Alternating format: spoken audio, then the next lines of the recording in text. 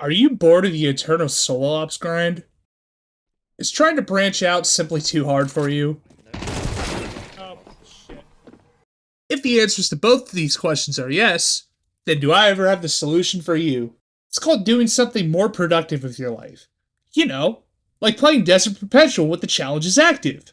That's why I'm here today. I'm going to tell you exactly how to beat the challenges in the Desert Perpetual. So that way, the next time you run this in 6 weeks, you'll actually get some decent loot from it. So let's get into it. Cue the Castlevania music. Now, as a quick disclaimer, I'm also going to be talking about how to do some of the other feats. The footage you'll be seeing is from a 4-feat run that we did, today. We were teaching 3 new people with the raid, and I thought it would be best to teach them with the challenges. I also think this might be best now because if you know how to do the challenges and with 4 other feats, the only feat you really need to learn after that is just the contest modifier feat, Cutthroat. So if you do it this way, then it shouldn't be a problem on future runs that you do. There aren't really changes to the mechanics with the challenges on. There are some changes to the order of things that we'll do, and I'll explain those along the way, especially with the battalion modifiers active. There's some quite big changes that we need to talk about, but we'll talk about those when we get to them on an encounter basis, and we'll talk about how I like to deal with them because I feel like it helps a lot. So, with that being said, the main feats I'm really going to talk about in this are the battalion feat and also the challenges feat. The limited res token and the phase limit feat are pretty self-explanatory. Phase limit, you only have 2 phases to kill each boss, and then limited reses, you only have 3 reses instead of the normal 6 per encounter. So, with that being said, let's get into the challenges. We will start with the Hydra first. The Hydra challenge Evil Eye is pretty self-explanatory. If you know the basic mechanics of this encounter, you know that there is a Hydra with a shield in the left and right rooms, and you must shoot the eyes that are called out from one side to the other. The challenge for this encounter is that you cannot shoot 2 eyes in a row, meaning, say I shoot the top middle eye. Then that means somebody else on my side must shoot another eye before I am allowed to shoot the next one. The easiest way to accomplish this is to have the person who normally does balls on your team or clears out the harpies in the room to come in the room with you and help you shoot the eyes. As you can see in this footage, I shot the first eye, and .NET will be shooting the second eye. We are calling out to the other side, where Spectre and Gooch will also be shooting their eyes, and they will be alternating. Make sure you keep in mind who shot the previous eye before going to balls, as if you mess up and somebody shoots an eye when they weren't supposed to, then that is a wipe. The encounter will wipe automatically if you do not complete the challenge. It's important to note that the eyes on the outside on the pillar do not count towards this mechanic. As well, the big eye in the middle of the shield does also not count, as the person who destroys the last eye in the shield will get the buff that can destroy the shield. So, for example, if .NET shoots the final eye on that shield, I cannot shoot the middle one because I do not have the buff that allows me to do so. This also applies to the shielded Hydra in the middle once you come out and get ready for DPS. The main thing to worry about, though, is that once balls happen, you should know who shot the last eye on your side, because if somebody else shoots the eye who's not supposed to in the sequence, then you wipe immediately. If you do it fast enough, you shouldn't really have to worry about that too much, because the sequence should line up. Also, whoever's shooting the second eye should always finish and break the shield based on the sequence. However, sometimes some things can happen depending on who ends up shooting the first eye or whatever. So in some cases, your partner may shoot the first eye when they weren't supposed to. That's okay. Just keep going with the sequence, but make sure to alternate every single time. And it's as simple as that, really. Nothing else really changes in this encounter, just shooting the eyes. Real quick note on the battalion modifier. Besides the copious amounts of goblins that will be spawning at the beginning, there will also be more cyclopses that spawn up on the top cliffs at where you entered the room. These do not despawn once DPS starts, so make sure to kill them before DPS starts. As in the footage, you saw one just shooting right there. Normally, the people who are taking care of ads on the outside will kill them before DPS. Or, if you need help, call out and have your team help. It gets a little bit more tricky on the inside with the shield room. Some of the harpies have the Mind's Bane, These mines are incredibly lethal. Luckily, you can shoot them off the ground to destroy them. Just don't be near them when you destroy them. The Harpies are also more tanky as well. All of them are either yellow bars or orange bar enemies now. But other than that, that's pretty much it. I feel like this is one of the easiest challenges in the game for any raid. But it's not the easiest. We'll get to the easiest one in a little bit, because it is in this raid in my opinion. But like I said, that's pretty much it for this encounter. All you gotta do is just alternate who's shooting the eyes. As you can see here, the eyes during DPS don't matter since there's no order to them. So just shoot them with reckless abandon and make sure you break the shield for your team. Before we get back to the encounters, I just want to mention one thing about the secret chests. In each jumping puzzle, there's a secret chest. All you have to do is you have to find symbols that are around the jumping puzzle and activate them. Sometimes a symbol that you'll stand next to will activate while you're standing next to it, but then turn off when you walk away. This is not a symbol that you need to activate in order to open the rotating sphere where the chest presides. The chest will only spawn once all these symbols are activated. You'll know it happens once a message on your screen pops up. While I personally don't know where every single symbol is in all three of the jumping puzzles here, I will leave something in the description that will show you where all the symbols are. Reminder, you do not need every single symbol in order to open the chest, just ones that stay on after being near them. If they turn off when you start to walk away, that is not a symbol you need to activate. Now, let's move on to the next challenge. The Hobgoblin challenge, Stitching Time, is the most involved out of all of them, and I believe is the hardest challenge in this raid. The challenge states that you cannot pick up a Chronon until all other players have done so. This is not in order rather than sequences. So, what we'll do is 5 people will pick up a Chronon after destroying the Hydra. This Hydra is a hypernova. Make sure that everybody team shoots it because it can wipe your entire team. Once the Minotaurs spawn, you and your team will choose 5 people to grab Chronons and dunk it into the initial set of colliders for the initial charge. One person will not grab a Chronon during this, and will not charge one, as they will be doing it during the alignment phase. This is a part of the set sequence of Chronons.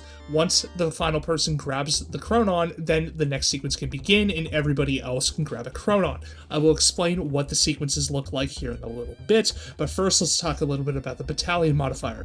Just like before, we will have Wyvern spawn immediately. Super them immediately since they have a slow bane and can really fuck your shit up.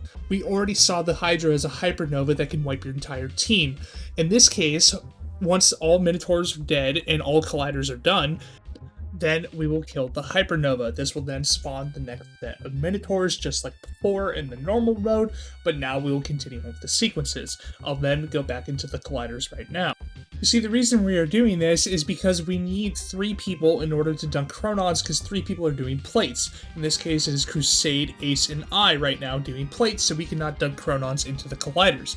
So that means Spectre, Dot, and Gooch would have to dunk into the collider. I'll explain the rest of the sequences here in a minute, but basically know that Spectre is the last one to grab because he will dunk a Chronon into the colliders once they are called.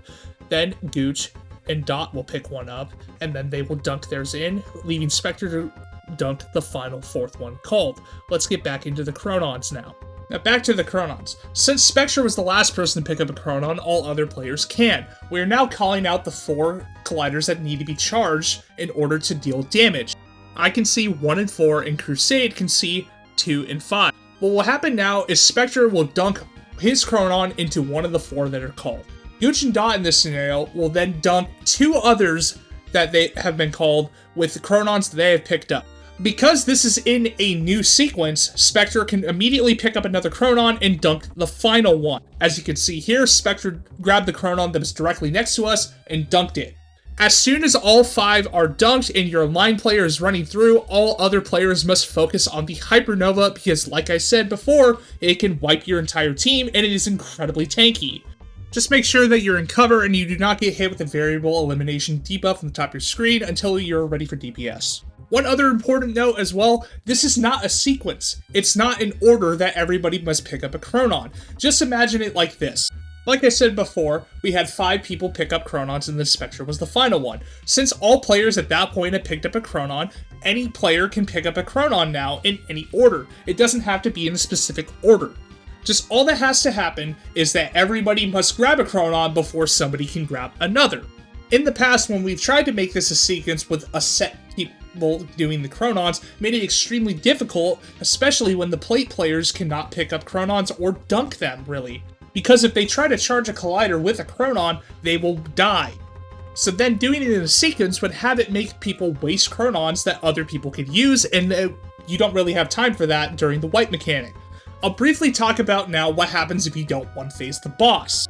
If you don't one-phase the boss, what has to happen immediately is that the 3 players on plates must switch the 3 people who are dunking Chronons. The reason for this is because the order gets a little fucked up once you get to the next sequence. Let's use a scenario based on the players who have dunked in the current footage. The first sequence of the initial charging would be all 5 players besides Spectre grabbing a Chronon and dunking, then Spectre grabbing a Chronon. That ends the first sequence. The next 2 people who are grabbing Chronons would be Gooch and Dot, since they have to dunk into the colliders that are called out. Once Spec has dunked his Chronon, he can immediately grab another one since it is a new sequence. That then leaves Ace, Crusade, and me to grab the remaining 3 Chronons. We would then dunk our 3 Chronons into the initial 5 colliders and charge them. At this point, we're back to the top. This will be the third sequence now. Anybody can now grab a Chronon and dunk the final 2. It should be the 2 of the plate's players, and that is because, like I said before, they cannot dunk Chronons into the colliders once they need to be charged for the alignment. The third person that should pick up is the final plate player. The final plate player will not do anything with this Chronon except hold onto it. Since they can't run through and all the colliders are charged, they cannot do anything with it. Therefore, the final 3 players in this scenario would be Ace, me, and Crusade. We would then grab a Chronon and dunk on the 3 called out colliders that need to be charged in order to do alignment. Then one of us 3 would all grab another Chronon and dunk it into the final one so that alignment can happen. This is why the order gets a little bit messed up, because during this you have to kill 3 extra Hydras than you would if you just one-phased him. It also gets a lot more hectic, especially when you're switching around doing the plate mechanic with 3 people who didn't do it previously. So if you have to 2-phase it, you need to make sure that every single person on your team knows how to do the plate mechanics, and every person on the team knows how to do the Chronon mechanics. In this scenario, let me try to break it down as best as I can in an order that you guys can understand. For the sake of simplicity, I will be using the names of the people that are currently in this raid that you see on screen. For reference, here's a wipe screen from the previous encounter. It is Crusade, Ace, Meat Cods, Spectre, Dot, and Gooch. The first sequence will look something like this. Everybody but whoever you choose to will pick up a Chronon. In this case, everybody but Spectre will pick up a Chronon. The 6th person to grab a Chronon will be Spectre. That ends the first sequence. And reminder, not everybody needs to dunk their Chronon in order to end the sequence. Sequence 2 will look something like this. The first 2 pickups will be either Dot or Gooch, doesn't matter which one since it is a brand new sequence. The third pickup will be Spectre. Remember, this start of the second sequence is what charges your Chronons in order to align and deal DPS. The 4th through 6th people in this sequence will be me, Crusade, or Ace. Like I said, it doesn't matter what order before, because we will charge the 3 Chronons in the next set for the initial charging of them. This will then end the second sequence. Remember, you do not need to grab these Chronons during DPS. It does help if you do have Minotaurs near you, but focus on DPS if you're struggling with DPS. Try to get that 1-phase as much as you can. If you do not get the 1-phase, here is how the next sequence will go. Like I said, 4, 5, and 6, me, Crusade, and Ace will dunk our Chronon, will get a Chronon and dunk them into 3 of the colliders. This will then end sequence 2, and now we will go on to sequence 3. Because we are switching the 3 players on the plate mechanic, this sequence is very similar to sequence 2.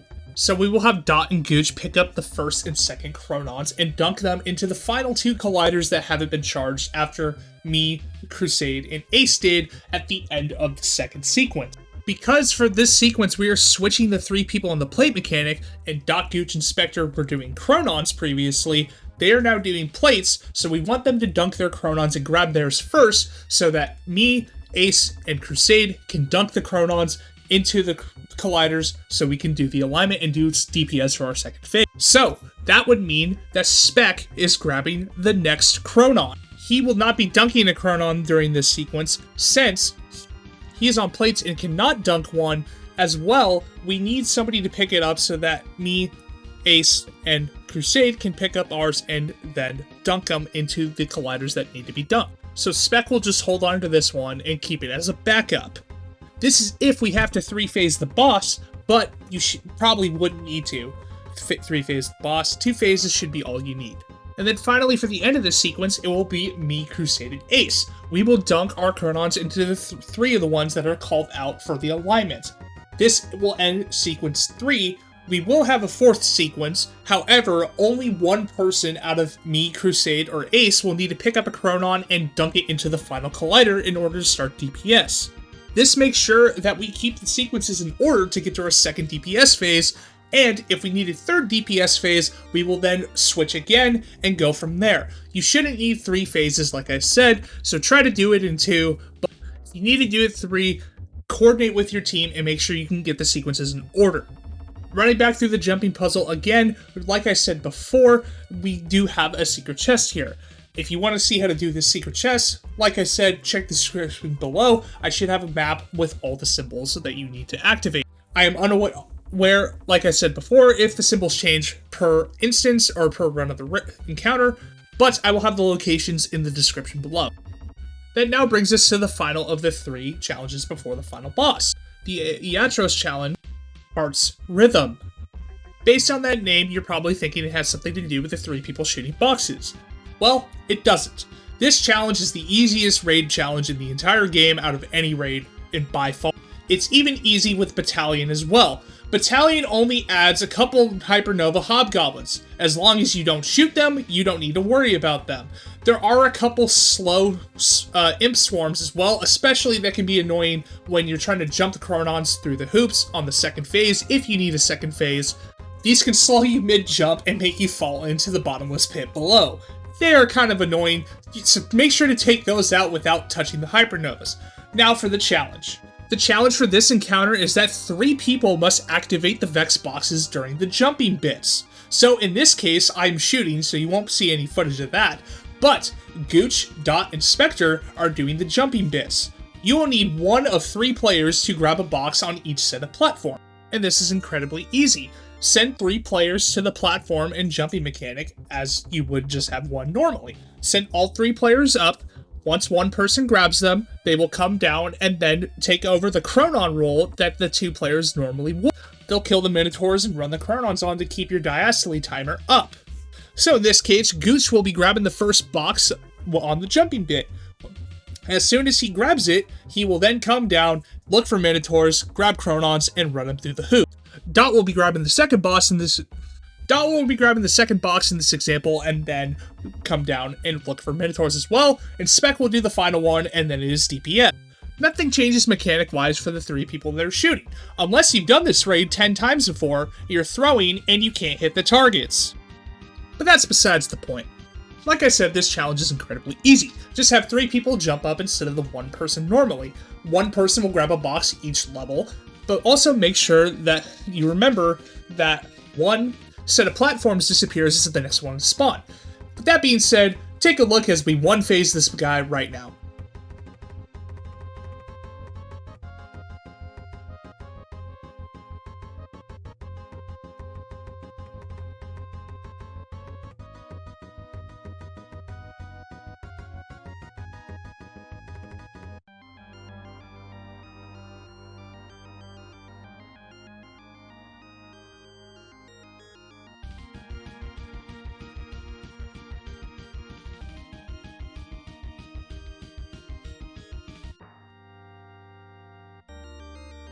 Wishful Ignorance and Bastion, still great. And no, I wasn't padding out the runtime. This video is already 17 minutes long. Does it look like I need to pad out the runtime to you? I can't shut up. But don't worry, we're getting there now.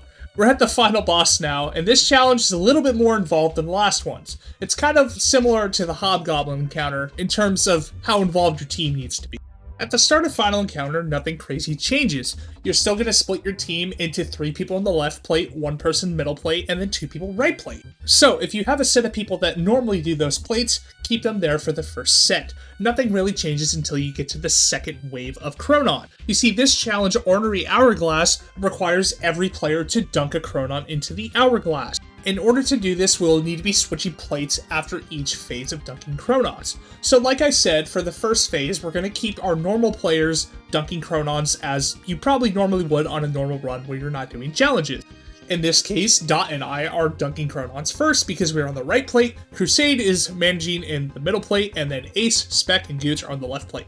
Spec will be doing the Chronon mechanic with Crusade and I, and then Ace and Gooch will be destroying the turrets. Dot will be killing ads during this time until it is time for him to pick up a Chronon. If you see my raid guide before, it's pretty simple. You just have these people find the Chronons, dunk 2 at a time, and then it's just like... Because of the battalion modifier, after 2 Chronons are dunked at a time, Wyverns respawn on the left and right side. These are the same Wyverns that we saw in the Hobgoblin counter with the Slow Bane. Have 2 players with Thundercrash super them, or if not, call out and tell your team that you need to team shoot 1. You want to kill these before starting the next phase of the Chronon. For this next phase, we will have 2 people from the left plate switch with the people on the right plate. In this case, Ace and Gooch, who were doing turrets previously, are now on the right plate. Dot and I will now be taking over their job of shooting the turrets on the boss. I finally have footage of this. Here you guys go. Crusade will stay in the middle plate and help Spectre and one of the players on the right side, I believe it's Ace in this footage, do the Chronon mechanic. Once they get the Chronons and dunk it, that is when we will switch for one final time.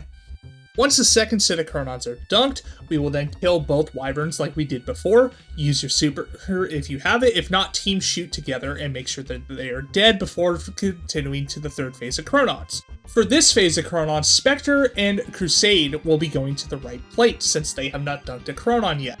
Ace and Gooch will come back to the left plate and then do turrets.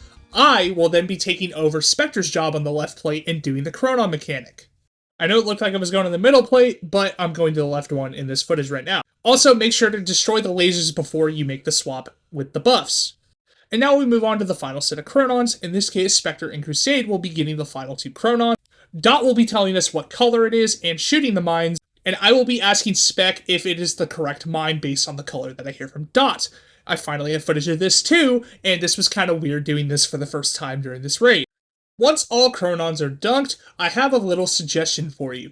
Let the boss teleport before going up to TPS. I know it's kind of weird, but I will explain. If you remember back to my guide video, I talked about how sometimes the triangles that you have to interact with before DPS on the top of the boss were kind of desynced and didn't look correctly. Well, we found that if you let the boss teleport one more time after depositing all Chronons and breaking the Hourglass, that it should sync up correctly. In this footage, the final Chronons are dunked, and let's look right here. When he teleports like that means that you're good to go. I know in this example it was fairly quick, but in your game, if he has his laser up, break his laser, wait a few seconds for him to teleport, and then shoot the Hourglass and then go up. If you're running low on time, I understand and you need to go up. Just refer back to my guide video what you should do if everything's desynced and it's not lining up correctly. And that's it for all the challenges in the Desert Perpetual Raid. If you need to do this one again for a second phase or even a third phase, just go back to the initial start of the order that you did at the beginning of this encounter and go from there. There's no crazy sequences like Hobgoblin, and this one's definitely not as easy as Wyvern, but I think it's right in the middle. I do think this is possibly the second hardest challenge just because of how involved it gets your team in. But anyways, guys, I hope this saved you guys from the monotony of grinding solo ops for 10 hours a day, every fucking day.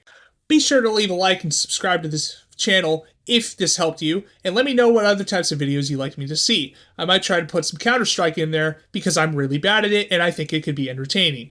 If you need help with the basic mechanics of each raid encounter for this raid, I will leave my guide video in the description, check it out, and then come back to this one if you want to do the challenges. Anyway, that's all I have for today. Have a good one and happy raiding. Oh, one more thing. Don't forget, solo ops isn't a hobby, it's a job. And the grind is eternal.